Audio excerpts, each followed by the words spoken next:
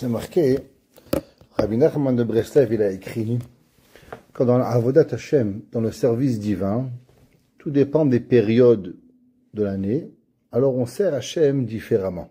Par exemple, en hiver, les nuits, elles sont plus longues. C'est que le Rambam, il a écrit que si un homme, une personne, elle veut trouver, elle va avoir la grâce sur ses yeux, le Rambam, il dit qu'il faut étudier la nuit. La nuit, quand un homme, il étudie la nuit, généralement la nuit, elle vient, on est fatigué. Au Canada, on comprend, on a enlevé les bottes, on a enlevé le manteau, on s'est mis en babouche, ok? Quand il vient le Zman, le temps d'aller au cours, c'est un calvaire, ressortir, remettre le manteau, remettre les bottes, remettre le tout, aller à un chiour, c'est très difficile. Le Rambam, il dit, celui qui fait cet effort, alors, il a sur son visage une lueur de grâce spéciale, quelque chose de spécial sur la figure d'une personne qui est sur la personne qui va étudier. En été, la Avot Hashem, elle est différente. La nuit, les jours, elles sont plus courtes, les nuits, elles sont plus grandes.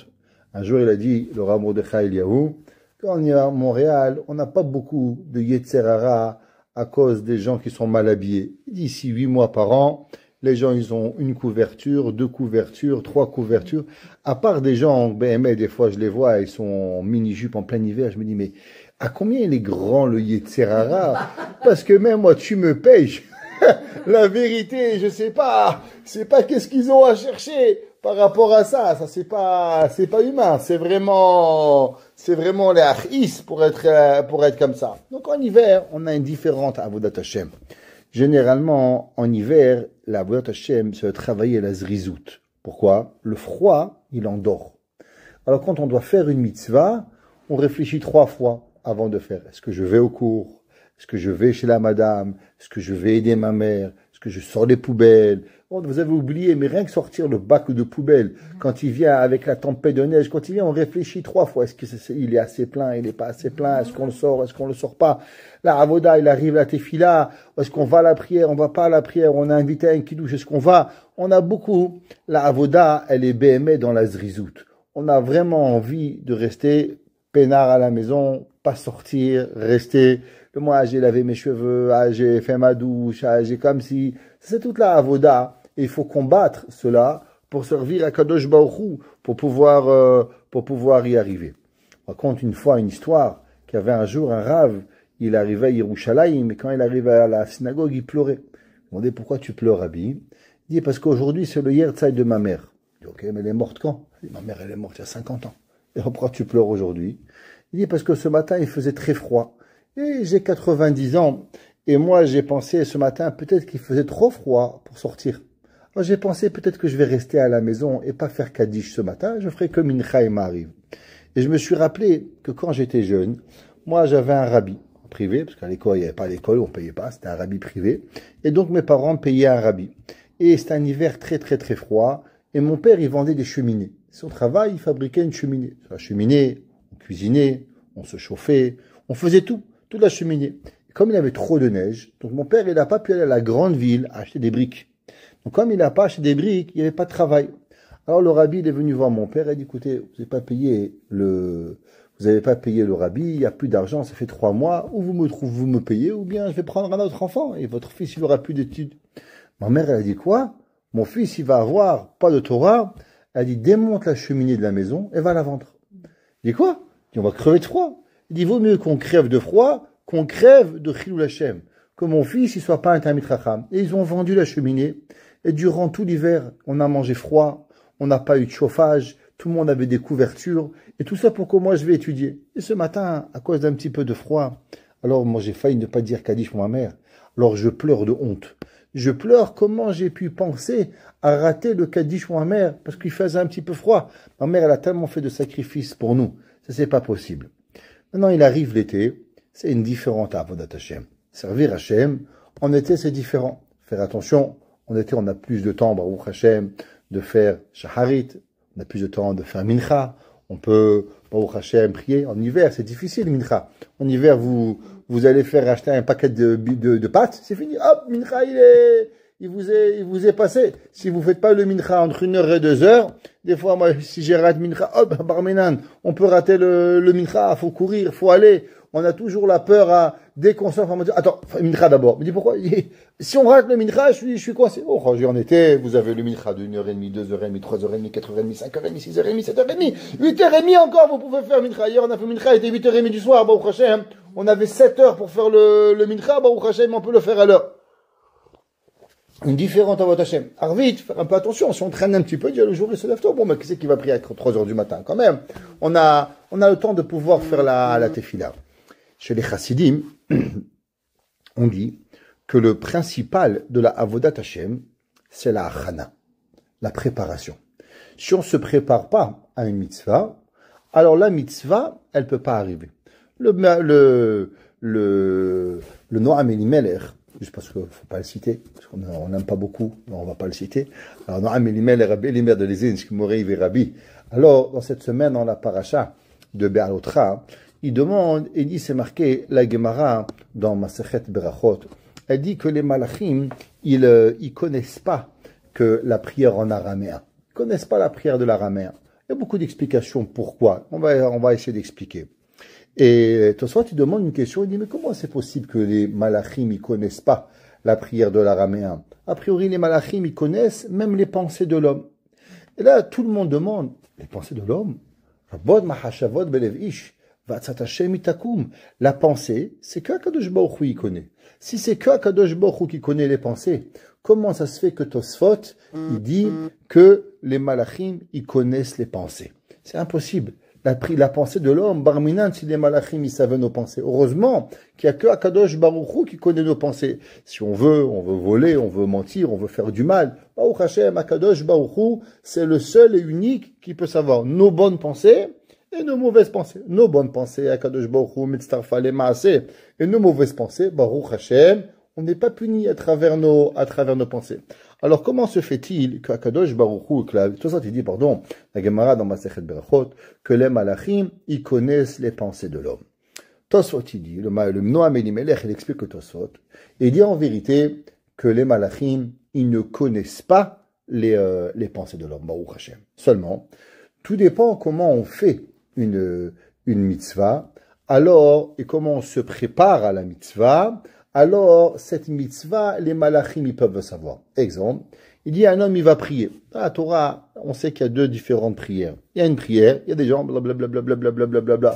Et là, le Baal Shem Tov, il disait, quand il finissait la prière, Shalom Aleichem, Shalom Aleichem. Il dit, Rabbi, je ne suis pas parti nulle part. Toi, tu es parti à Toronto, toi, tu es parti à New York, toi, tu es parti en Israël. Il savait voir les pensées de chacun. Il dit, ta prière, elle vaut rien du tout. Tu n'as pas pensé. Les malachim, pour pouvoir amener la prière chez Akadosh Baruch Hu, ils doivent à tout prix savoir quel kavana on a mis dans la prière. Pourquoi? Si c'est des bons mots, si on a prié à Akadosh Baruch Hu pour des bonnes raisons, alors automatiquement les malachim, ils prennent cette prière-là et ils l'amènent chez Hachem. Mais si le gars, il est juste prié, un jour j'ai rencontré un enfant, il n'est pas fait un Birkat Hamazon. Je lui dis, qu'est-ce que tu fais d'un Birkat Hamazon?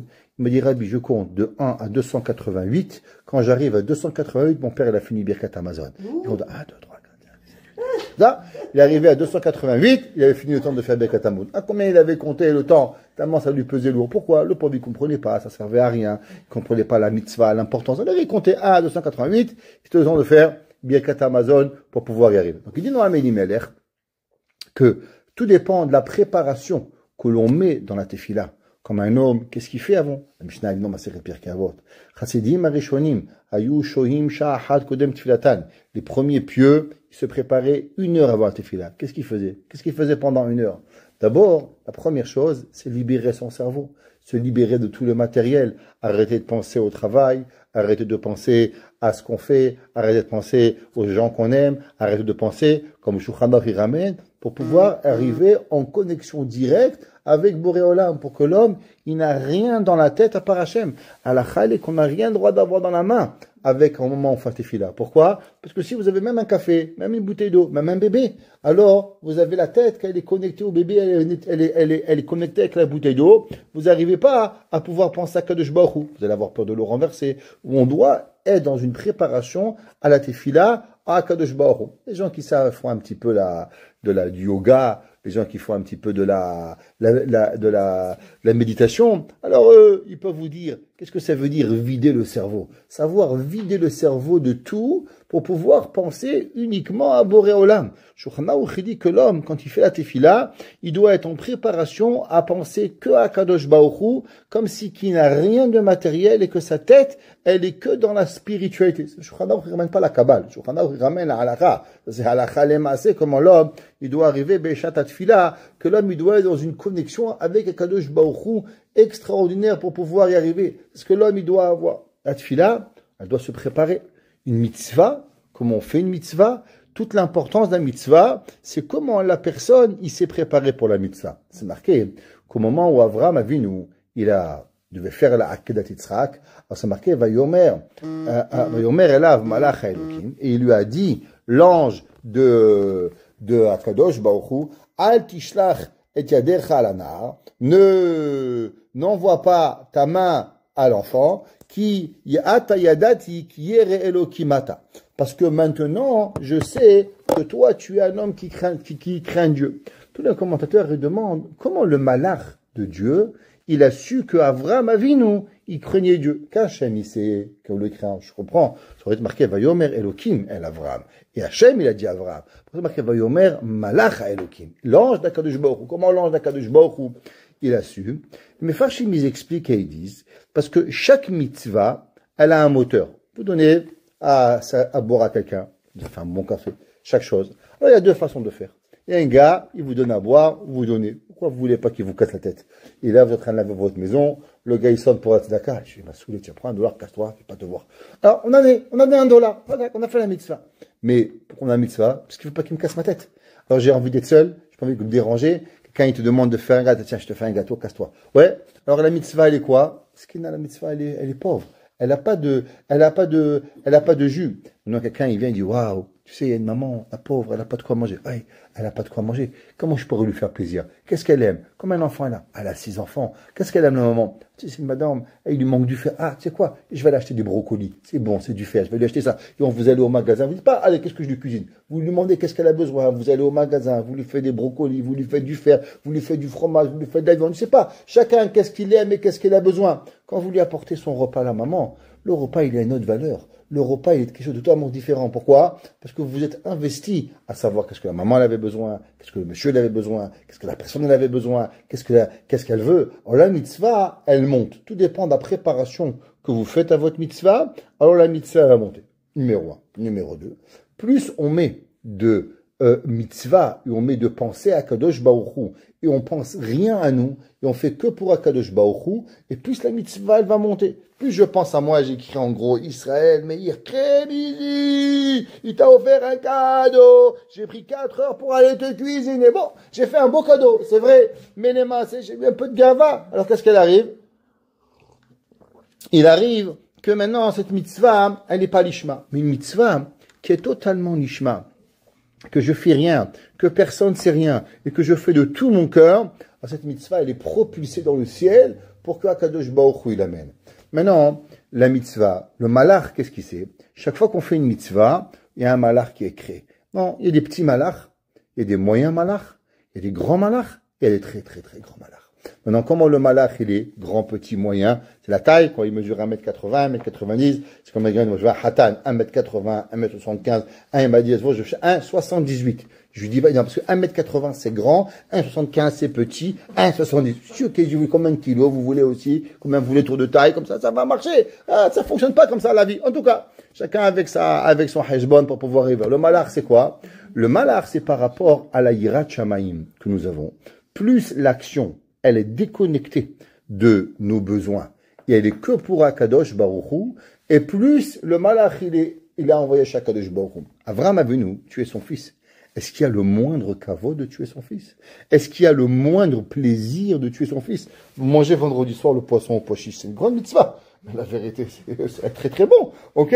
Alors on mange, Baruch Hashem, pour la mitzvah, mais on a un grand plaisir de manger le poisson au pochiche, manger à dafinas, une grande mitzvah. Mais la vérité, on en a aussi pour nous. Alors le malach que l'on fait de manger au pochiche, ouais, il n'est pas le même malach que Avram Avinu, il a fait de tuer son fils. Pourquoi? Avram, il avait aucun intérêt, zéro intérêt. Qu'est-ce qu'il dit le malach? Vayomer malach al Avraham. Maintenant, je sais que tu crains Dieu. Pourquoi? Parce qu'au moment où le malach il s'est retrouvé à la place proche d'Hachem, il n'y avait jamais un autre malach qui a été à ce niveau-là. Tous les malachim, ils avaient touché un cieux, deux cieux, trois cieux. Ce malach, il est arrivé jusqu'en bas du Kisei HaKavod. Il s'est retrouvé tout seul. Il dit, il n'y a pas d'autre malach ici? Il dit, non, ici, il n'y a personne. Pourquoi? Parce qu'il n'y a jamais eu un homme qui a été capable de faire une mitzvah avec autant de non-intérêt. Alors il lui a créé le malach. Qu'est le malach? Vayomer malach Elokim. Le malach qu'Avram Avinu il avait créé avec la Akedah. Ata yadati. Moi je sais qu'Yire Elokimata que tu crains Dieu. Pourquoi? Parce que je me suis trouvé dans une place où aucun autre malach dans le monde il a été capable de pouvoir y arriver. Et c'est pas pour rien que chaque année, c'est marqué, la Midrash Tanchum a dit, comment on appelle en hébreu un couteau? On dit sakin. Ouais. Pourtant, dans la Torah, c'est pas écrit le couteau. Au moment où Avram Avinu il fait la Akedah, c'est marqué Vayikach et ha-ma'achelet. Et il a pris la ma'achelet. C'est quoi ma'achelet? Alors on sait pas. Le Chachamim ont traduit que c'est un couteau. Mais pourquoi la Torah n'a pas appelé ça sakin? Quand la Torah elle parle sakin. Dit le Midrash, non. Shemimenu ochli mide shana beshana. C'est quoi?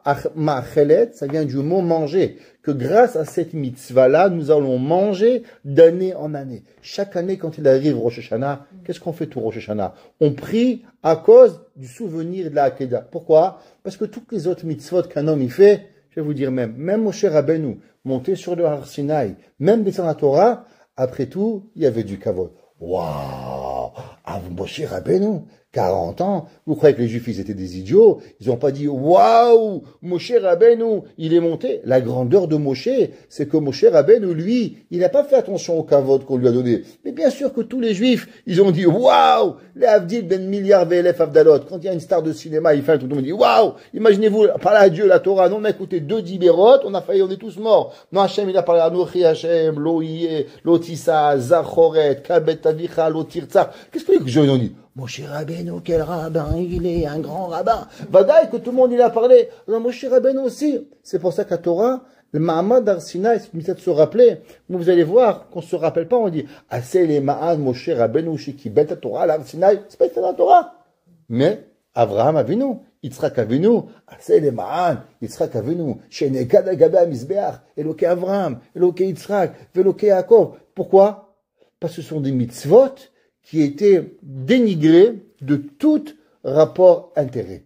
Zéro intérêt. Avram Avinu, il avait zéro intérêt. Je demande à Avram, tu veux faire la Kedah? Il dit, tu me demandes à moi, la vérité, je ne veux pas le faire. C'est une mitzvah tellement difficile, je ne la veux pas.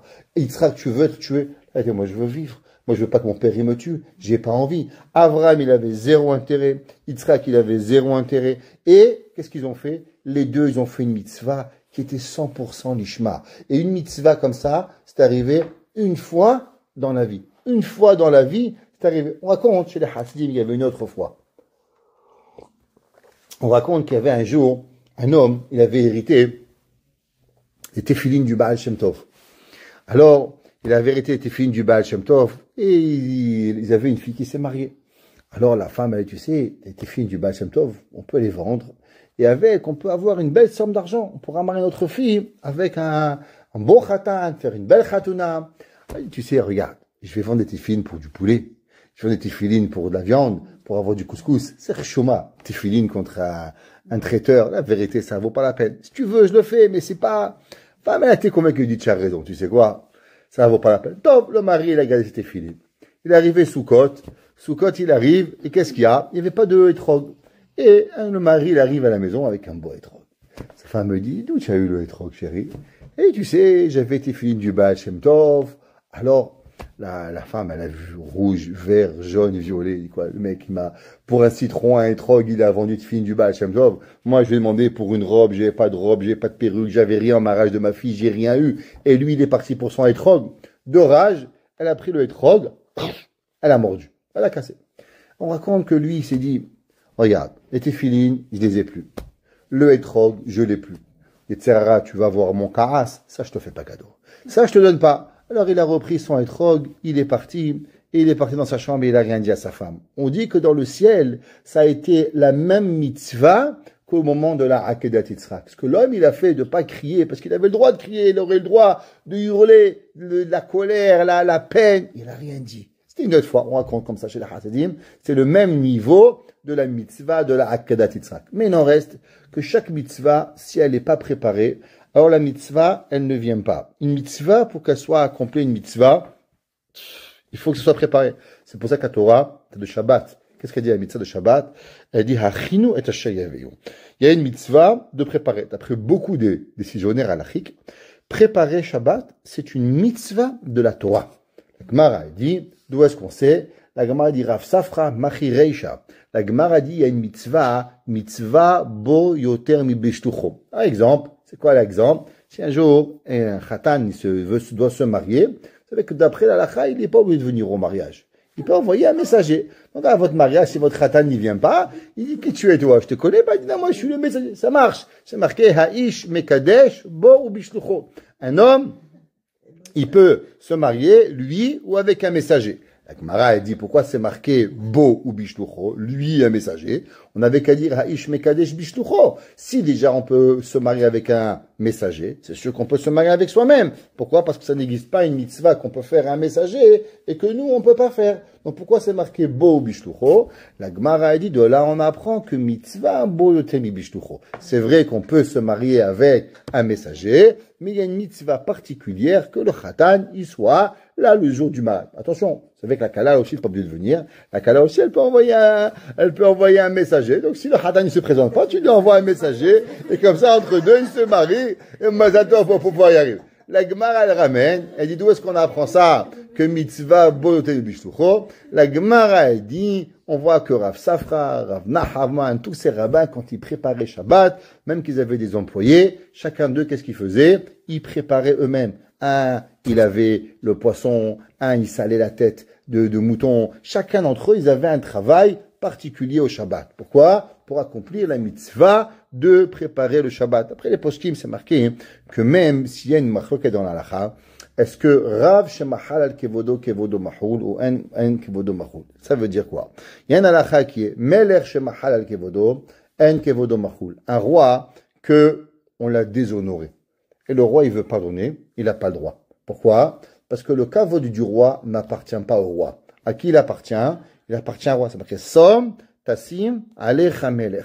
Tu vas mettre sur toi le roi. Un roi, on désobéit au roi. La Gemara a dit à propos de Uriah. David Amelech, il avait demandé à Uriah, à Hittim, de venir. Et Uriah, il n'a pas voulu venir. Il dit non, je vais rester avec mes copains. Du fait que Uriah n'a pas voulu venir, il était coupable de mort. Le roi te demande de venir, tu es obligé de venir. Il n'y a pas Melech Shemachal al Kevodo, En Kevodo Machul. La Gemara demande qu'est-ce qui se passe sur un Rav. Rav Shemachal al Kevodo, Kevodo Machul ou En Kevodo Machul. La Gemara dit que Behemet le Rav Shemachal al Kevodo, Kevodo Machul. Le Raïved, c'est ramené dans le Rivache. Le Rivache, il ramène, il dit attention, ça c'est si par exemple, le Rav, on ne lui a pas fait un café. On a oublié, le Rav il peut être mochel. Mais si par exemple, on a déshonoré le Rav, il n'a pas le droit d'être mochel. Pourquoi? À cause que le Rav, pourquoi il a du honneur? C'est pas de lui, c'est la Torah. Toi, tu es quoi, toi? Tu es un humain. Là, pourquoi on va t'honorer? C'est par rapport à la Torah. La Torah, elle permet pas que tu permets. Jusqu'à que tu demandes pardon au Rav, alors le Rav, il doit avoir. Alors maintenant, la question, elle est, qu'est-ce qui se passe maintenant? Un Rav, un Melech, quelqu'un, est-ce qu'il a le droit, Shabbat, de faire un travail qui a l'air déshonorant pour Shabbat? Exemple, si le roi, il veut laver le parterre à sa femme, Shabbat, est-ce qu'il a le droit? Est-ce que ça fait partie des travaux que Melech Shemachal Kevodo, En Kevodo Machul? Ou bien, par exemple, la halakha, elle est qu'un Rav, il n'a pas le droit de faire des choses déshonorantes. Exemple, est-ce que un Rav d'une ville, il a le droit de couper son propre gazon? La halakha, elle est que le Rav, il n'a pas le droit. Pourquoi? C'est pas joli. Quand le Rav de la ville, il va couper son gazon. Ça peut pas avoir. Kavod à Torah. Toute chose. Par exemple, si tout le monde y sort les poubelles, le Rav, il n'a pas le droit de sortir les poubelles. Pourquoi? C'est pas joli à une ville que le rave de la ville, il sort ses poubelles. La ville ne peut pas payer un gars à sortir les poubelles du rave. Qu'est-ce que c'est ces histoires-là pour pouvoir y arriver? Maintenant, qu'est-ce qui arrive? Le rave veut faire plaisir à sa femme, il veut laver la serpillière Shabbat. Est-ce qu'il a le droit de laver la serpillière? Est-ce qu'il a le droit de faire un travail ou pas? La halakha est que le rave a le droit. Pourquoi? Parce que honorer le Shabbat, ça fait partie du kavod. C'est pas déshonorer le rave. Même un roi a l'obligation de faire quelque chose. Faire une dafina, préparer un petit poisson, faire quelque chose. Le grand Rav Shach, qui était le roi Shiva, qui était pendant des années roi Shiva, on raconte que tous les rêves Shabbat, il cirait les chaussures de sa femme à la fenêtre, et ses chaussures, les kavod Shabbat. Il était riche, il était très pauvre, mais il avait une paire de chaussures de lui et sa femme, il lui cirait ses chaussures à sa femme, et à lui, il le faisait à la fenêtre, que tout le monde le voit. Pourquoi? Pour faire montrer à combien le Shabbat, que honorer le Shabbat, ce que tu crois, toi, qui est déshonorant, ben, mais il a un kavod à la Torah. C'est le kavod de quoi? D'être mechabed de Shabbat. Pareil, le Rama dit Rav Nachman, Rava, tout Rav Safra, ils faisaient des travaux parce que c'était préparer le Shabbat. La Chana, c'est elle qui amène. La Gemara dit, Kol ha-toreach be'erev Shabbat, yochal be-Shabbat. Ceux qui mettent les pieds sur la table, et ceux qui vont chez Gré, ou ils vont à la Marguerite, acheter tout Shabbat, c'est bien, Shabbat. Mais entre vous et moi, ils ont aucun concept de ce que ça veut dire Shabbat. C'est pas mal. Des fois, on est fatigué. Des fois, la maman, elle peut pas. Mais Shabbat, celui qui a besoin de préparer l'effort, plus on se met l'effort du Shabbat, et plus le Shabbat, il a un goût. Comment il est bon le poisson? Pourquoi pas acheter? Parce que chaque chose, elle a un effort pour pouvoir, comme la prière. La halakha, elle est. Pourquoi on dit Ashrei Yoshve Vetecha Amincha? Quelle est la raison pourquoi on dit Ashrei? Tosfot, il dit, parce qu'on ne peut pas arriver de la rue, Hachem Sefata et Tiftar. Les femmes disent, Rabbi, c'est quoi la halakha? Est-ce que je dois dire Ashrei? Halakha, elle est que même les hommes, ils n'ont pas le droit de dire Ashrei. Mais pourquoi on dit Ashrei? Parce qu'on ne peut pas arriver, tu laves la serpillière, à Hachem Sefata et Tiftar. Quand le bon Dieu, c'est une serpillière, ça ne marche pas. Qu'est-ce qu'il faut? Faire un arrêt. Il faut s'arrêter. La serpillière, les courses, le mari, les bébés, tout ce que vous faites, c'est pas important. Et faire une pause. Et après, on fait Shmona Esrei, on se prépare pour pouvoir arriver à Tefila. Le matin, il y a un minimum de Kiryat Shema, Berkot HaShachar, pour pouvoir y arriver. Tout dépend de l'effort que l'on met. Alors automatiquement, on arrive à un résultat de quelque chose. S'il n'y a pas de préparation, alors jamais on va arriver à rien. C'est pour ça que le mois de Elul, combien de temps on se prépare pour les Selichot, pour Rosh Hashanah? Un mois de Selichot. Un mois de préparation pour devoir arriver à Kadosh Baruch Hu, de rencontrer le roi. Imaginez-vous, vous allez rencontrer un roi, l'Avdil, une reine. Combien de fois de protocole on doit avoir? Je me rappelle, en France, il y avait Sarkozy. Sarkozy, il est arrivé rencontrer la reine d'Angleterre. Il a touché le bras de la reine d'Angleterre. Toutes les journaux anglais, ils avaient fait, il avait comme ça, il avait touché le bras un petit peu comme ça avait fait un scandale dans la presse. Qui c'est qu'il est, le président français, se permettre de toucher le bras de la reine d'Angleterre? Alors après, ils avaient dit qu'avant d'avoir rencontré la reine d'Angleterre, il y avait un protocole, on lui avait envoyé quelqu'un, quand est-ce qu'il doit sortir la main, comment il doit faire, et qu'il n'avait pas respecté, et qu'on lui avait dit clairement qu'il n'a pas le droit de toucher la reine d'Angleterre. Pourquoi? Après tout, c'est quoi? C'est qu'une reine. Qu'est-ce qu'elle faisait? Elle est rien, c'est pareil. À part qu'elle faisait un sourire avec un beau chapeau, et elle avait rien. Melech Malchei Melachim, Kadosh Baruch Hu, c'est qu'on va se présenter devant lui le jour de Rosh Hashanah, et on va dire Hashem wa Elokim, Vadaï, qu'on doit se préparer pour arriver à Kadosh Baruch Hu. Combien on a nettoyé nos habits? Imaginez-vous si vous aviez un rendez-vous chez un roi ou une reine, vous allez prendre votre costume, votre robe, vous allez l'amener sur le pressing, vous allez la vérifier si elle est bien sortie, si elle vous va bien, vous n'avez pas grossi, vous n'avez pas maigri, comment elle est, vous allez l'habiller, vous la ressayez 20 fois, vos chaussures. Ça, c'est juste des habits. Benosh Kavachomer, la spiritualité, votre neshama, notre neshama. Comment on doit se préparer pour Akadosh Baruch Hu, pour pouvoir y arriver? Matan Torah, on a passé 7 semaines à se préparer à la Torah. Pourquoi? Recevoir ce cadeau extraordinaire qui a transformé l'humanité, à savoir de qu'est-ce que ça veut dire Anochi Hashem Elohié. On doit se préparer pendant 7 semaines. Comment arriver un jour du Homer, 2 jours du Homer, 3 jours du Homer. De là, on apprend de tout ce qu'on vient de parler, à combien la préparation, elle est importante. La majorité de tout ce qu'une personne, elle fait, et de tout ce qu'une personne, elle réussit, et de tout ce qu'une personne, elle rate, c'est à 99,9% la réussite ou le carnage, ça provient. La réussite de la préparation, le carnage, j'emploie bien le bon mot, le carnage du manque de préparation. S'il n'y a pas de préparation, alors il y a un carnage. S'il y a une bonne préparation, alors automatiquement il y a. Par exemple, une kala. Combien hatan, combien des fois, je demande au hatan, au kala, où vous en êtes? Ah, on s'occupait du traiteur et des fleurs et de ci et de là. Je dis, nous, tarat amishpacha, les cours, j'ai pas commencé. Pas commencé. Il reste 2 semaines à ton mariage. Mais là, je ne dis pas de vous, hein. Avec Shalom, qu'est-ce qui arrive? Comment c'est possible? La vie. Moi, mon fils s'est marié. Je voulais qu'il ait le meilleur rabbi pour le préparation au mariage. Je l'envoie à New York. J'ai payé $1 500 un billet pour qu'il parle avec un rabbi 4 heures, $1 500. Mais c'est cher, c'est de l'arnaque.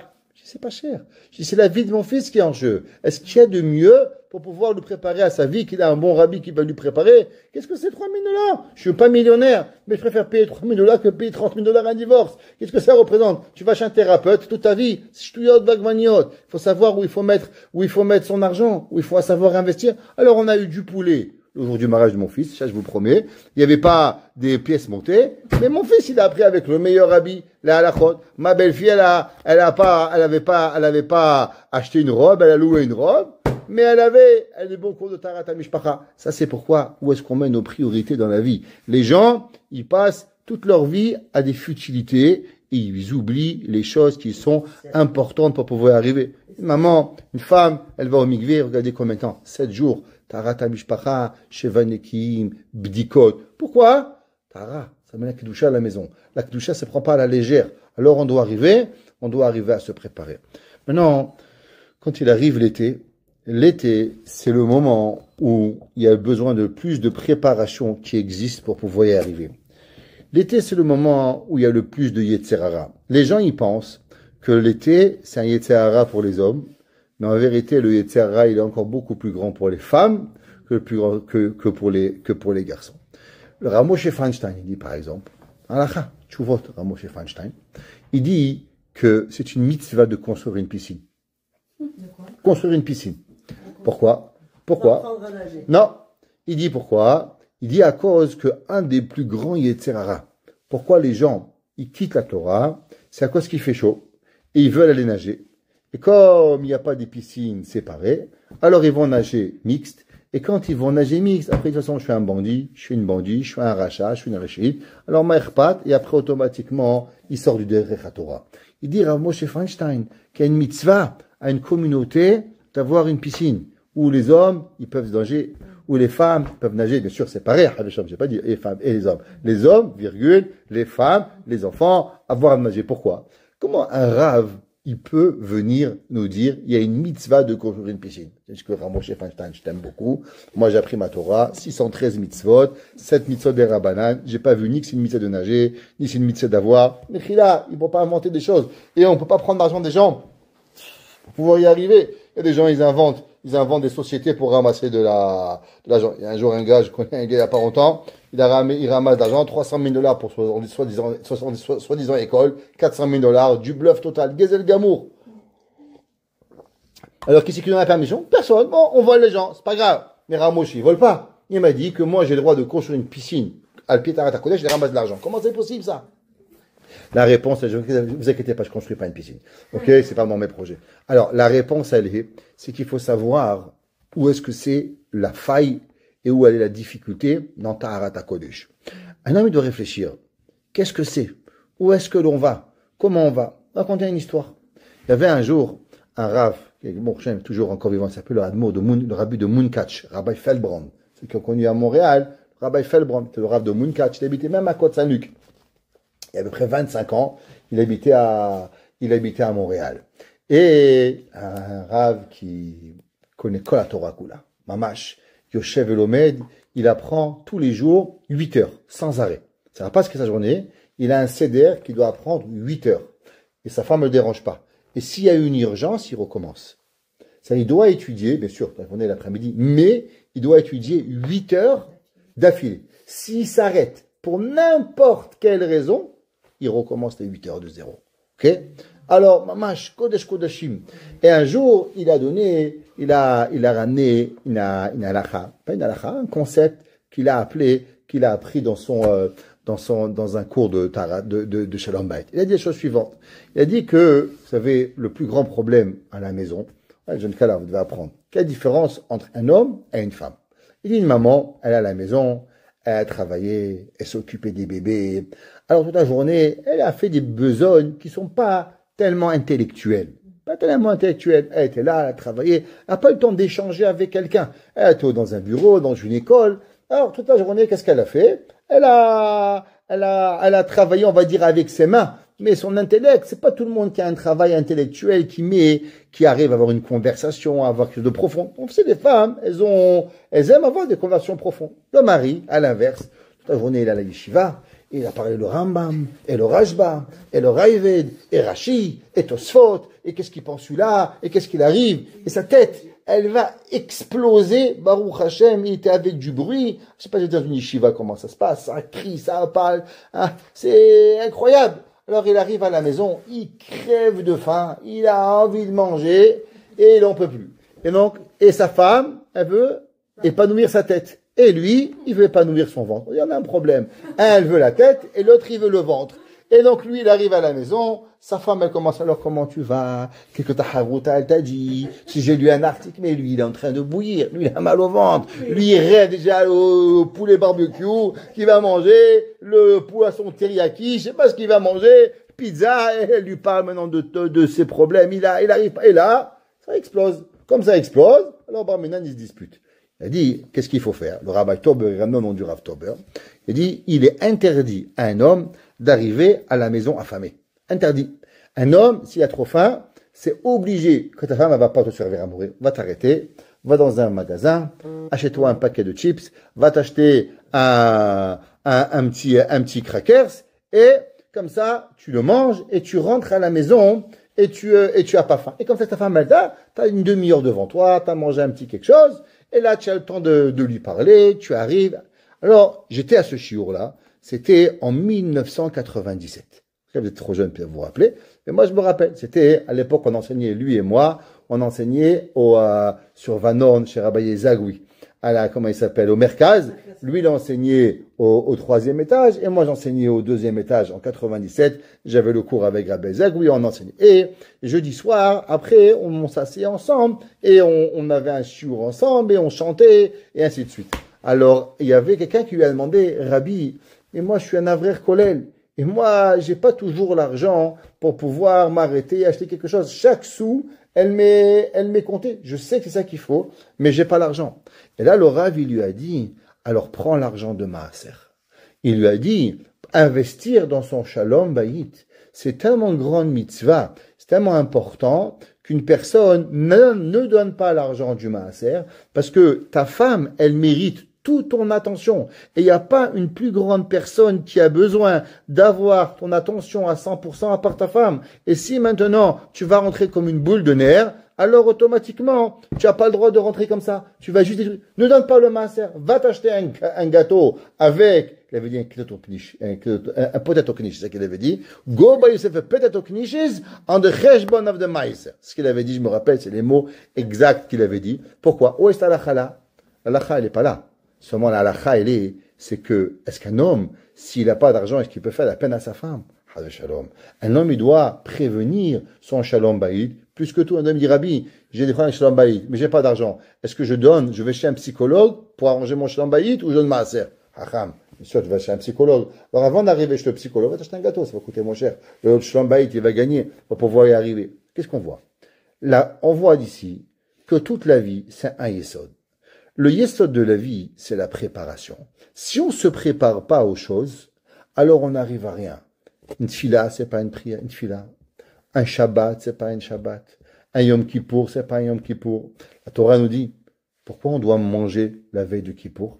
Akadosh Baruch Hu, il veut tellement que tu sois concentré à ta tefila le jour de Kippour. Il n'a pas envie que tu penses, ah, j'ai mal au ventre, j'aimerais bien un bout du poulet, ah, j'aimerais bien un morceau de pizza, ah, je voudrais un Coca-Cola. Non. La Torah nous donne une mitzvah de manger le 9 et jeûner le 10. Et la Gemara dit tout celui qui mange le 9 et qui jeûne le 10, c'est comme si il a jeûné le 9 et le 10. Pourquoi? À cause que Kadosh Baruch Hu nous demande de se préparer à jeûner. Jeûner pendant 25 heures. C'est pas déjà dans un lit. C'est n'importe quoi, ça. Un gabon, il doit jeûner, on doit jeûner. C'est sûr. Mais en vérité, c'est quoi? D'avoir la force, d'arriver à la Beth Knesset, demander pardon à Kadosh Baruch Hu.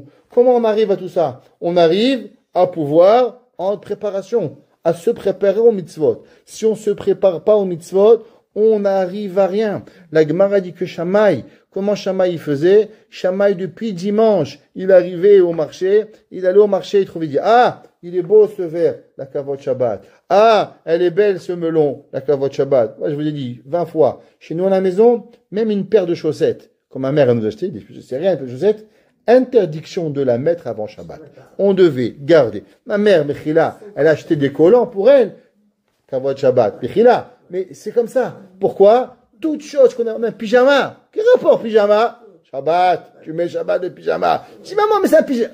Votre Shabbat, tu mets le pyjama. Ça veut dire que la vie d'un juif, elle doit fonctionner à la chana du Shabbat. Toute notre vie, c'est le Shabbat. Il arrive en été.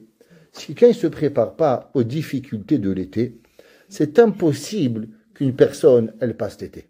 Il y avait un jour le rabbi de Skver, il s'appelait Rabbi Yaakov Yosef. Il a dit qu'il est un Nisayon, un Bachour, d'être dans un autobus en été. Pourquoi? Il dit, tu rentres dans l'autobus, les gens ne sont pas habillés, il fait chaud, tu es là. Qu'est-ce qui arrive? L'homme, il doit réfléchir. La Gemara a dit que si un homme, il a deux façons de marcher. La Gemara a dit qu'à l'époque, il n'y a pas de machines à laver. Aujourd'hui, Baruch Hashem, on prend le linge, la machine à laver, presse, maman, où je mets? Délicat, 60 degrés. Hop, voilà. Voilà, c'est compliqué la machine à laver. Avec ça, les enfants, ils n'arrivent pas à le faire. Ça prend 25 secondes de le faire. La pile blanche, de la mettre, la sortir, de la mettre à la sécheuse, la pile noire, la mettre à la... Oui ou non? Ça prend, et c'est tout trié, ça va. Allez, même si c'est pas trié, 2 minutes. À l'époque, c'était pas comme ça. Qu'est-ce qu'il fallait faire? Madame, vous vous rappelez? Il fallait prendre le linge, et vous n'avez pas connu la calorve. Ok? Ouais, la calorve, c'est toute une histoire. Ok? Alors, fallait prendre le linge, fallait le faire tremper, fallait mettre la javel, après, fallait tourner un petit peu, la coller sur le robinet. Il n'y avait pas la connexion. On tenait sur le robinet, waouh, on a quelle catastrophe. En tout cas, quand j'étais petit, il y a 50 ans, alors, laver le linge, c'est toute une histoire. La Gemara dit qu'à l'époque, les femmes, elles lavaient le linge sur la rivière. Et quand elles lavaient le linge sur la rivière, alors elles se mettaient à genoux, et elles frottaient. Et quand elles frottaient, alors leur coude, elle se dépasse newt, elle remontait les manches. C'est notre, elle va laver le linge, tout se mouiller. On n'est pas des extrémistes, on n'est pas des Arabes, on n'est pas des Iraniens, Baruch Hashem. La Gemara dit que même les femmes froum, elles se mettaient à l'eau et elles lavaient le linge. La Gemara, elle dit, la Gemara, il y a 2000 ans. La Gemara, elle dit, qu'est-ce qui se passe si un homme, il doit aller du point A au point B? Et maintenant, en passant, il doit passer par l'endroit où il y a les laveuses qui passent. La Gemara a dit, s'il n'y a pas d'autre endroit pour passer, nous, on doit passer, on baisse la tête. La Gemara dit, si un homme, il a un autre endroit pour passer, par exemple, un c'est comme ça et un c'est comme ça, même si c'est un chemin plus long, ouais, ikadar kaharina rasha. La Gemara dit, si l'homme, il a une autre façon de passer et il passe là-bas, il met un petit coup d'œil aux laveuses, rasha. Pourquoi? Il y a un autre chemin pour pouvoir arriver. Qu'est-ce que ça veut dire? Ça veut dire, bien sûr, quel ana'a tu as de voir une femme en train de s'épuiser? T'es content de dire, bravo, madame, c'est bien, vous vous fracassez le dos. Qu'est-ce que tu vois? Tu vas kiffer de voir une femme à pop en train de laver son linge? C'est quoi l'histoire? L'histoire, c'est que, Chave Shalom, bien sûr, on parle pas de mauvaises personnes, parce que les mauvaises personnes, ils demandent pas les questions au rabbin. Les voyous, ils demandent pas. Ça sert à rien. Mais de quoi on parle? On parle que la personne, quand il arrive, quand il est là, il faut se préparer. Où est-ce qu'il est le Yetzirah?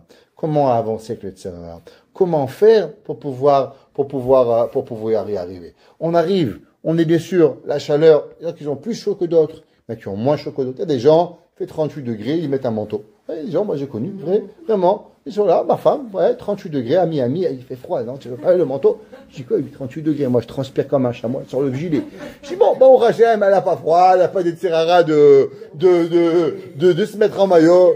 Au Rachem, c'est là, je vous promets, 38 degrés, elle me dit, ah, il fait bien aujourd'hui, hein, mais un petit gilet quand même, hein. C'est bon, mais ce qui est là, qu'est-ce que tu veux que je te fasse ça avec toi? Moi, à 21 degrés, je transpire. Chacun avec sa différence. On doit se connaître. On doit savoir qu'est-ce qui est bien pour nous. savoir qu'est-ce qui est pas bien pour nous. La Gemara dit, quand un homme, il était nazir, il n'a pas le droit de boire du vin. La Gemara dit, un nazir, il n'avait pas le droit de passer à travers une vigne. Et dès qu'il arrivait, on lui criait, Nazir, Nazir, va-t'en, t'approche pas du vin. Pourquoi? À cause qu'il est dangereux de pouvoir arriver et goûter un raisin. Halakha, elle est, un juif, il n'a pas le droit de travailler dans un magasin pas caché. Même si c'est pas du Basar Bechalav. Basar Bechalav, c'est un sourd de cuisinier. Maintenant, vendre des produits pas cachers, c'est interdit. Pourquoi? La Gemara dit, parce que tu risques de goûter. Khamim, ils ont interdit, c'est un interdit rabbinique de travailler avec du pas caché. De peur que Hazve Shalom, tu vas arriver et tu vas goûter un peu de fromage, goûter un peu de viande pas cachère. Barminan, ça arrive à tout le monde pour pouvoir arriver. On peut goûter combien c'est grave. Les gens ne font pas attention. Des fois, ils sont bassari dans un restaurant halavi. Faire attention. Comment le gars, il est bassari. Barminan, il peut goûter un petit peu et manger à bassar bechalav. À combien Hachamim, il a interdit la halakha? Ça, c'est dans des sourim qui ont l'air un peu loin de nous et pourtant, c'est interdit. Comment on peut réfléchir à aller en vacances, aller en été, aller en faire? Il y a quelqu'un, pas longtemps, il m'a appelé et il m'a dit, va en vacances. Où il va en vacances? 1 heure de tout vie juive. Là-bas, perdu, perpète les olivettes. Là-bas, je dis, comment faire shaharit? À la maison. Mincha, à la maison. Arvit, à la maison. Après, il dit, vous savez, rabbin, mon fils, il veut pas venir avec moi à shaharit et mincha. Je comprends pas. Tu prends ton fils, toi, tu l'amènes en vacances pendant 6 semaines à perpète les olivettes, ni shaharit, ni mincha, ni mari. Et après, tu te plains durant l'année que ton fils, il veut pas la mincha. Mais c'est normal. Pourquoi? Parce que mincha, c'est pas important. Shaharit, c'est pas important. La preuve, c'est que toi, tu l'as vendu pour des vacances. Alors, pourquoi ton fils, il va apprendre que c'est important pour pouvoir y arriver? Quelques années, une femme, elle est venue me voir, me dit, voilà, on est à la piscine, on va à Miami, en hiver, parce qu'en été, c'est trop chaud, j'ai compris. Alors, elle va à Miami en pied, et j'ai un problème, mon fils, il regarde les filles. Je lui dis, madame, je comprends pas. C'est normal. Vous le mettez à la piscine avec des filles. Vous voulez c'est normal. Qu'est-ce que vous voulez qu'il regarde les garçons? C'est pas un barménage, ça serait pire. Oui, mais vous comprenez, Rabbi, moi j'en ai besoin. Toi, tu en as besoin. Je comprends pas. T'as besoin tout seul. Prends tes vacances, va tout seul. T'as besoin avec tes enfants, avec toi. Donc toi, tu veux régler tes problèmes sur le problème de tes enfants. La personne doit savoir. Si on a chaud, on doit avoir une voiture climatisée. Si on se trouve pas quelque part, même sortir avec certaines personnes. Il y a des personnes qu'il faut se dire, je sors pas avec eux. Pourquoi? Parce qu'elles sont là, elles vont boire. Exemple, barménane. Quelqu'un, il fumait de la drogue.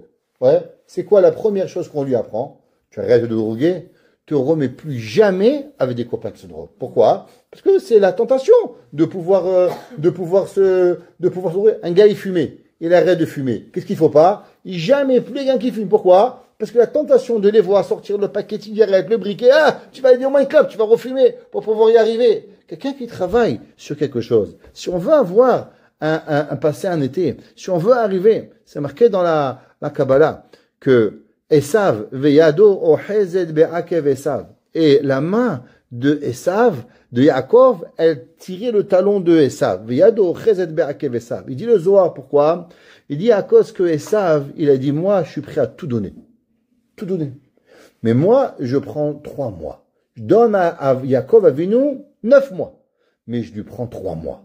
Lesquels 3 mois? Il dit Tammuz, Av et Elul. Il dit, moi, je suis prêt à tout lui donner. Mais maintenant, après qu'il a pris la Torah, je lui prends le mois de Tammuz, je lui prends le mois où Sheveret Aluchot, je prends le mois de Av, on a détruit le temple, et je prends le mois de Elul pour pas qu'il se prépare à Yom Kippourim, à Rosh Hashanah. Yaakov Avinu, il a dit, j'accepte et j'ai pas le choix de te donner Tammuz et Av, mais le mois de Elul, il lui a volé. Veyado ochezed be'akev, il lui a pris la dernière et il lui a changé pour pas qu'il dise qu'on a volé. Il lui a donné le mois de Tevet et le mois de Tevet, c'est pour ça que la ville de Jérusalem elle a été encerclée et c'est pour ça que le mois de Tevet c'est le mois le plus froid et les 2 Yetzira qu'on a parlé au début, c'est Tevet et Av. Tevet, c'est quoi? Le froid de Tevet. c'est très dur. Comme j'ai dit, on veut pas aller à la synagogue, il fait très froid. Et le mois de Av, c'est le mois où il fait très chaud. Et les 2 mois, ils ont besoin de chizouk pour pouvoir y arriver. C'est pour ça que durant le mois de Tevet, qu'est-ce qu'on a? Alors, on a généralement les Shovavim, Shemot, Vaera, Bo, Beshalach, Yitro, Mishpatim, et on a le mois de Av. Les Shovavim, ils viennent réparer en vérité ce qui s'est passé durant Tammuz et Av par rapport à pouvoir y arriver. Un homme, une femme, il peut pas croire qu'on va aller et après on va voir. Où tu vas aller, on sort. Mais où tu sors? Quel endroit tu vas arriver? Où tu vas aller? Par exemple, tu arrives, les gens ils sont pas tsniout, et c'est là, et qu'est-ce qu'il y a pas? Et on n'a pas à manger. Après on mange, Arabi j'ai faim, alors je mange du lait par Chalav Israël, après je mange des chips. Wow. Et après on est parti le matin, faire, soi-disant, une journée de vacances, on fait un cheshbon, un effet à la fin de la journée, on a transgressé les 613 mitzvot de la Torah. Tout ce qu'on n'a pas fait, on a raté Mincha, on a raté Ma'ariv, on a mangé du lait par Chalav Israël. J'ai pas dit que c'est assourd, mais des gens qui le mangent pas. Pourquoi? Parce qu'ils sont là. Et après on a utilisé, on est arrivé, un barbecue, je sais pas trop s'il était caché dans un parc, on l'a été là-bas, après on est parti soi-disant à la pêche, et après on a touché, on a vu des femmes en maillot, on a vu ci, on a vu là. Eh, Barménin, qu'est-ce que vous êtes arrivé là? Et après, on prend ces enfants-là, on les amène au mois de septembre à l'école, et on croit que les enfants, ouais, Rabbi, il va parler de Torah. Mais quelle Torah il va te parler, cet enfant? Qu'est-ce qu'il va te parler? Il y avait un jour un enfant, il est revenu de l'école au mois, je me rappelle, au mois de janvier. Il était complètement out. Je dis, qu'est-ce que tu as fait? Il Barménin, il était du matin au soir à la piscine avec les filles, pendant 3 semaines avec sa mère. Je dis, mais madame, vous pensez qu'un enfant qui est là pendant 3 semaines, il va être à la piscine avec des filles, après il va revenir avec une Mishnah, une Gemara, mais sa tête elle n'est pas dans la Mishnah, elle n'est pas dans la Gemara. Kavachomer durant l'été, qu'est-ce qui arrive?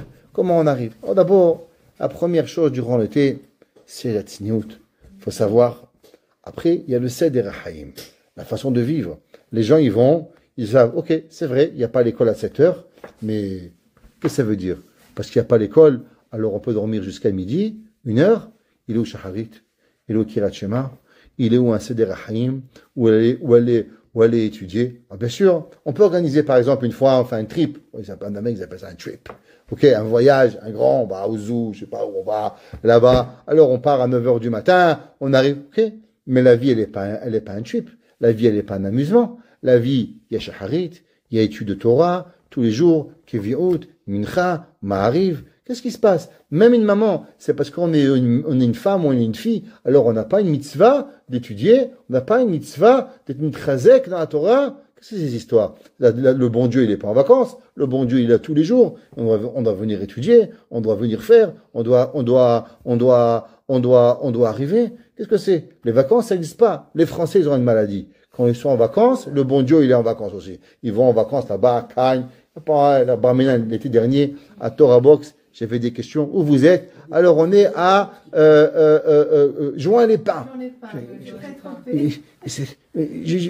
Alors, Shabbat, alors à Rabbenoutam. Je dis, mais Rabbenoutam à Juan-les-Pins. C'est malade! Il faut vous faire enterrer au cerveau! Qu'est-ce que vous faites à Juan-les-Pins? Ah ouais, mais vous comprenez pas. Je dis, mais moi, je sais. Barménan, il y a 50 ans, quand j'étais petit, j'avais 2 ans, déjà ma mère, elle avait un oncle qui allait, elle devait aller le voir, le frère de mon grand-père. Je vous dis, il y a 50 ans, et déjà ma mère, elle allait le soir, elle me disait, mon fils, c'est pas un endroit où on peut aller en journée. Il y a 50 ans. J'avais 3-4 ans. Ma mère, elle me disait déjà, Israël Meir, je peux pas t'emmener avec moi. C'est pas, on va aller avec mon grand-père et ma grand-mère, parce que mon grand-père, il voyait pas bien la nuit, elle accompagnait à là-bas voir son frère. Je me rappelle qu'elle apportait là-bas, elle a amené mon grand-père et ma grand-mère pour voir son frère. Et déjà la nuit, c'est pas le jour. À 8 heures du soir, elle me disait qu'on pouvait pas aller à Saint-Tropez pour un enfant de Torah. Qu'est-ce qu'on fait à Saint-Tropez? À Juan-les-Pins, ou je sais pas, un truc comme ça. Aujourd'hui, 50 ans plus tard, Barménan, c'est quoi? C'est Sdom Vahamora? Qu'est-ce qui arrive? Maintenant, la question, elle est, l'été, Torah, Ahava, Yirat Shamayim. Si on ne se prépare pas, qu'est-ce qu'on a envie? Là, on n'est pas encore en vacances. Les vacances, elles vont commencer, en tout cas au Canada, dans 10 jours. On est aujourd'hui le 15. Il reste, on est le 25, ça commence ici à peu près la fête de la Saint-Jean. Ouais, Saint-Jean-Baptiste. Ok? Alors, il arrive les vacances. Mais comment on arrive? Qu'est-ce qu'on veut de nos vacances? Qu'est-ce qu'on cherche? Est-ce qu'on cherche un moment où Béhémet à retrouver des forces, à arriver l'année prochaine, à pouvoir grandir, où on veut perdre toute notre Torah. On veut arriver à un endroit où il n'y a rien, où on n'a pas étudié un jour, où on n'a pas pensé à Kadosh Baruch Hu Chas v'Shalom. Qu'est-ce qui arrive? Où elle est la volonté d'y arriver? Maintenant, c'est sûr que Bécha'at Maaseh, au moment où le Nisayon il arrive, je vais vous dire, si vous pensez que vous allez gagner le Yetzer Hara, c'est impossible. Bécha'at Maaseh, au moment où le Nisayon il est là, on est tous perdants. Ça n'existe pas. Un homme, il arrive à la maison, il pète un câble. Vous croyez qu'il va se rappeler? Oui, il faut être zen. C'est fini. Le pétard, il est parti, c'est fini. Tu arrives plus à t'arrêter. La chorma, c'est quoi?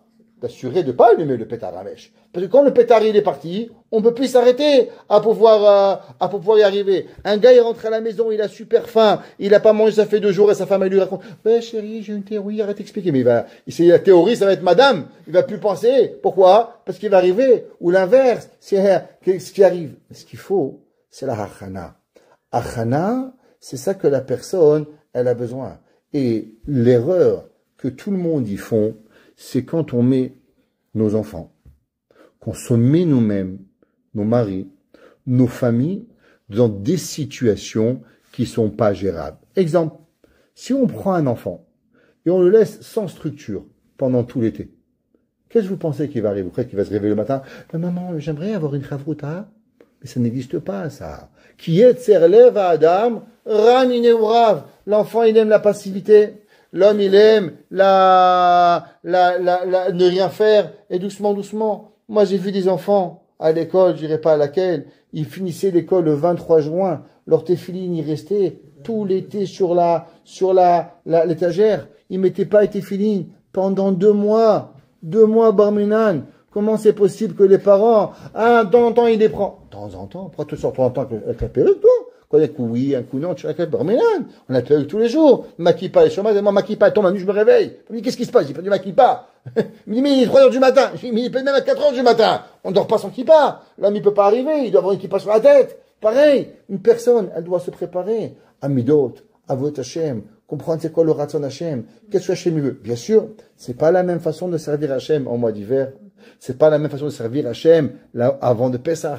Avant Pessah, ça coûte cher, acheter des habits, acheter des matzot, acheter du vin, acheter plein de choses. À Shavuot, c'est pas dormir. À Sukkot, c'est Arbat Aminim. Chaque moment dans la vie, il a une différente chose qu'il faut faire avec Kadosh Baruch Hu. On a des moments dans la vie où on doit pouvoir y arriver. Pas pour rien que durant l'été, qu'est-ce qu'on lit?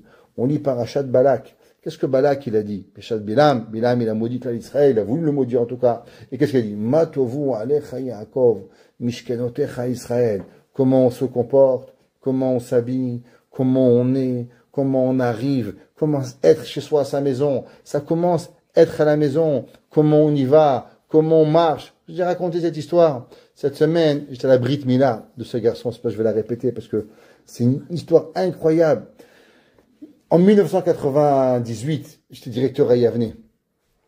Il y avait un enfant qui était une maison très très très très loin. Malheureusement, le père il battait sa mère, c'était terrible. En tout cas, la mère elle avait trouvé l'école et elle nous l'avait envoyé et on avait pris cet enfant sur notre aile et on l'avait, Baruch Hashem, on l'avait fait et il aimait la Torah et il était revenu, Baruch Hashem. Et malheureusement, avec toutes les difficultés, il avait lâché la Torah. Il a rencontré une Goya, Barminan. Et des années plus tard, aujourd'hui il a 39 ans, hein, alors il a fait Teshuvah. Et il est revenu. Je lui ai demandé, on va dire qu'il s'appelait Jean-Jacques. Je dis Jean-Jacques, ça s'appelle pas Jean-Jacques, mais on va dire. Je lui ai demandé, pourquoi tu as fait Teshuvah? Il m'a dit, Rabbi, vous savez pourquoi j'ai fait Teshuvah? Il m'a dit, vous vous rappelez qu'on était au secondaire 1? Je dis oui. Il m'a dit, vous nous aviez apporté comment on appelle ça, aux 4 forêts canadiennes, comment on appelle ça, je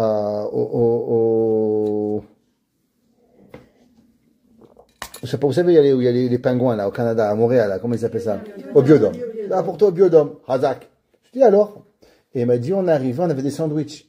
Il n'y avait pas un de nous qui avait un kéli pour Netilat. Et vous êtes parti, et vous avez acheté un verre à $20 pour Netilat Yadayim. On avait acheté un grand verre. Il m'a dit, pour moi, Rabbi, 20 dollars à cette époque-là, vous n'avez pas d'idée. Ma mère, elle me faisait manger la famille avec 20 dollars. Et pour nous, c'était énorme. Et du coup, venez chez vous, Rabbi. J'avais habité en haut, j'habitais encore sur Bedford, un petit duplex en haut. Et il m'a dit, j'ai vu que c'était difficile pour vous. Et j'ai vu que vous avez acheté le Kelly pour qu'on fasse Netilat. J'avais acheté une grosse bouteille en plastique comme ça, un mag pour pouvoir faire. Et j'ai vu que vous l'avez acheté pour nous. Et des années plus tard, j'ai tout lâché. Mais une chose que j'avais jamais arrêté de faire. Netilat. Il m'a dit pourquoi? Il m'a dit parce que je me rappelais la difficulté que c'était pour vous et que vous l'avez fait. Et ce Netilat, il m'a ramené à Torah. Cette semaine, il y a eu un petit garçon. Baruch Hashem, Brit Mila, Alpidat Torah, Alpikdusha, Vetara, on raconte l'histoire. Comment une histoire? Un maasé, d'avoir Katan, il change la vie d'une personne, ça peut arriver. Imaginez-vous, j'aurais dit, ben c'est pas grave, on prend une bouteille d'eau, on la coupe en deux. Bon, d'après des poskim, ça marche aussi. Mais est-ce que j'aurais eu l'impact? C'est 20 dollars qui m'ont gagné en Olam pour pouvoir y arriver, pour pouvoir arriver. La Torah, c'est préparer. On va en vacances, on va à un pique-nique. Netilat, le Kelly, la serviette, le sel, le manger. Qu'est-ce qu'on va manger? Une nappe pour mettre la table. On va manger sur une table d'un goy? Ça va pas. Ça sourd. À l'arrivée, comment on mange? Qu'est-ce qui arrive? Tous ces détails, ils font que nous, on amène la Torah avec nous. On laisse pas la Torah à la maison. La maison, elle est pas là. On va aller nager. Où? Comment tu vas nager? C'est sûr que tu dois nager quand on est Rambo Shafachan, c'est une mitzvah d'avoir une piscine, de nager en été. Tous les enfants, ils veulent nager. Il n'y a rien de mal de nager. Mais il en reste que quoi? Que où on va nager? Laisser un enfant le croire qu'il va pas aller nager, c'est faux. Qu'est-ce qui arrive? Il va aller nager. Barminan, vous savez combien d'enfants de cette communauté, ils vont à la piscine de Côte-Saint-Luc? Vous savez combien Barminan, les garçons et les filles, et chaque seconde, ils voient des goïms, ils voient des goyotes, et c'est des choses que Barminan, ça arrive. Non, comment? Ben parce que on croit qu'il va y arriver, on croit qu'il n'y a pas de Seder. Seder Achaim, ça n'existe pas. Comment c'est possible? Comment il n'y a pas de Seder? Comment on va passer 10 semaines en pensant qu'il va rien arriver? Et ça, c'est pas seulement avec les enfants. Ça a à voir avec nous aussi. Si nous, on n'a pas un Seder Achaim, vous savez combien de téléphones moi j'ai eu durant le Covid et après le Covid? Des maris qui pleuraient. Durant le Covid, Rabbi dit, Rabbi, ma femme, elle s'est pas lavée une fois durant le Covid. Une fois, elle s'est pas maquillée. Une fois, elle s'est pas fait belle pour moi. Tous les jours, elle va au travail d'habitude, pimpante. Moi, rien. Même pas une fois, je méritais pyjama. Un jour, un mari m'a appelé, c'était juste le Covid, il commençait à finir.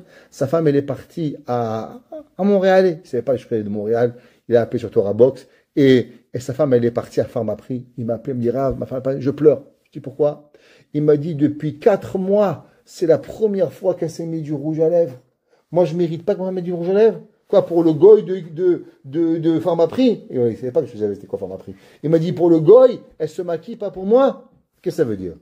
C'est-à-dire que si quelqu'un n'a pas un Seder Achaim, il va vous dire, moi, le premier Shabbat qu'on a fermé à la synagogue, premier Shabbat qu'on avait fermé, c'était le Covid, on avait commencé, et là j'ai vu mon fils, il commençait, il était là, il était en babouche, l'autre il dit, oh, tout le monde s'habille, mais il n'y a pas Minyan. J'ai dit, il n'y a pas Minyan. On va tous prier ensemble, ça n'existe pas. J'ai mis une nappe, je les ai tous fait habiller, je dis, à partir de maintenant, je vais vous expliquer. 9 heures du matin, tout le monde va être habillé, en chaussures, en pantalon. Ça n'existe pas. On a commencé le minyan dehors, on fait dans les balcons. Je dis, mais est-ce que vous pensez qu'on va devenir fou? Vous pensez qu'on va arriver? C'est-à-dire, je vous dire, même, le soir de Pessah, ouais, j'ai fait habiller tout le monde. On est sorti dans la rue. On est rentré à la maison pour avoir l'ambiance du style, Shabbat Shalom, Chag Sameach. Mais sinon, on aurait perdu la vie. Si on n'a pas un Seder Achaim, on peut pas. On doit avoir, on rentre, on sort, on fait. Qu'est-ce qu'il arrive la vie? Seder, Shacharit, Mincha, comment on prie? Qu'est-ce qui arrive? Et ça, on était conscient de ça. Mais non, si on n'est pas conscient, il peut passer 2 mois, on peut perdre tout à Yirat Shamayim. Plus de fila. Pourquoi? Souvent, on a un Seder. On part au travail à 10 heures, on s'habille à 8 heures. À 8 heures, nous met les enfants à l'école. À 9 heures, on fait Shacharit. C'est normal. Le Seder Achaim. Mais quand on n'a pas les enfants à l'école, quand on ne travaille pas, dans 5 minutes, et la journée elle passe, Shacharit, il passe, ok, j'ai fait Mincha, après on va à Cavendish, après on va à Cavendish Mall, après on va à l'autre Mall, hop, on a raté Mincha, on a raté Mariv, le lendemain c'est pareil, et après qu'est-ce qui est devenu? tout ce qu'on a gagné durant l'été, et des bonnes personnes. Et Barminan, je ne parle pas de mauvaises personnes. Les bonnes personnes ne sont même pas là, elles sont déjà finies. Mais si on ne se prépare pas, alors automatiquement, c'est Vadaï qu'on va tomber. Et ça, on doit savoir qu'il n'y a qu'un responsable. Ce responsable, c'est pas mon mari, c'est pas mon père, c'est pas ma mère, c'est pas ma femme, c'est moi-même. C'est moi-même de pouvoir y arriver. Où est-ce qu'on met nos enfants? Qu'est-ce qu'on arrive? Comment on fait? Comment on va prier? Qu'est-ce qu'on va arriver? Comment on va gérer notre vie pour pouvoir y arriver? Et si on n'a pas ça, on n'a pas. Vous savez, un gars, il m'a dit un jour, moi je suis contre les camps. Je lui dis, oui, et qu'est-ce que tu fais à la place? Et là, tu regardes. Nos enfants, en tout cas, moi j'aime pas trop les camps, je suis pas un fan des camps. Mais une chose, je sais, c'est que quand on était petits, on n'avait que 3 semaines de vacances. C'est tout. On finissait Tisha B'Av, on reprenait Rosh Chodesh Elul. Avoir 10 semaines de vacances, ça c'est canadien. Bon, Hachem, ils adorent les vacances, et 10 semaines de vacances. Les garçons et les filles. Mais on peut pas. On peut pas avoir 10 semaines qu'un enfant, il quitte l'école, il se rappelle même plus c'est quoi, à le bête. Comment un enfant, il arrive. Comment c'est possible? Comment on peut arriver? Il faut avoir des vacances. On a besoin de repos. Mais si on n'investit pas de notre Yirat Shamayim dans ces moments difficiles, alors Barminan, c'est certain qu'on peut tout perdre. De la même façon qu'il y a une Avodat Hashem, comme je dis à Rosh Hashanah, il y a une Avodat Hashem à Yom Kippour, il y a une Avodat Hashem à Sukkot. Un gars, il pense pas qu'il va arriver à Pessah sans travailler avant. Ça veut rien dire. Une femme, elle arrive à Pessah, ouais, son mari se plaignait que sa femme n'avait pas commencé le ménage. Il dit, t'inquiète pas. La veille de Pessah, elle dit, Rabbi, j'ai dit, oh, ma femme, elle a arrêté, on allait partir chez sa mère parce qu'elle avait rien fait la veille de Pessah. Je dis, Mechila, mais qu'est-ce que tu penses qu'en 3 jours, on va nettoyer une maison? Est-ce que vous pensez qu'on peut nettoyer une maison en 3 jours? Ça n'existe pas. C'est pas humain. Tu as 3 enfants, madame.